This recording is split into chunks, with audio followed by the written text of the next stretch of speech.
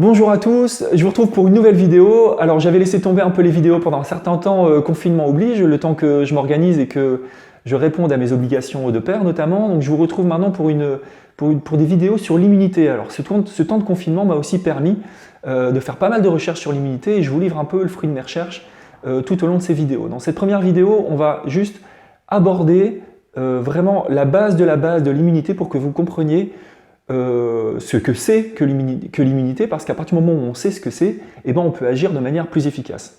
Alors, il y a beaucoup de gens qui pensent qu'à partir du moment où on aura trouvé un vaccin, eh ben, globalement, on sera sauvé du coronavirus et de tous les virus, quels qu'ils soient. Alors, il faut savoir que le coronavirus, pour moi, c'est qu'un début d'infection et qu'on va en avoir d'autres, et qu'il est très important de comprendre ce que c'est que l'immunité, parce qu'on ne pourra pas tout le temps courir après les vaccins, parce que les vaccins posent aussi des problèmes, et il y a des dommages collatéraux à un vaccin, et qu'on ne pourra pas se faire vacciner contre tout et n'importe quoi.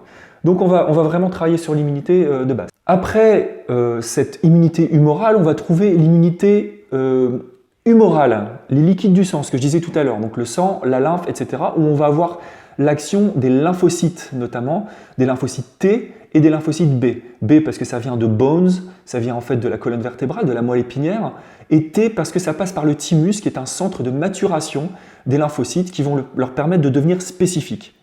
Et on a un troisième niveau d'immunité qui est l'immunité cellulaire, et là encore, ce sont les lymphocytes qui font le boulot. Alors dans toutes ces vidéos, on va s'intéresser aux différents stades de l'immunité, mais on va surtout s'attarder à potentialiser en fait cette première barrière qui est l'immunité mucosale. C'est un peu comme quand vous avez une ville fortifiée, c'est un peu les murailles.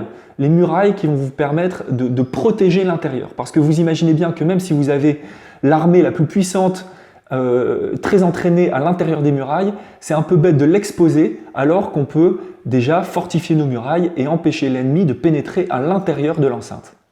Donc c'est ce que je vous propose. Dans la prochaine vidéo, on commencera à détailler un peu plus ce qu'est l'immunité mucosale. Merci de votre attention et à bientôt. Au revoir.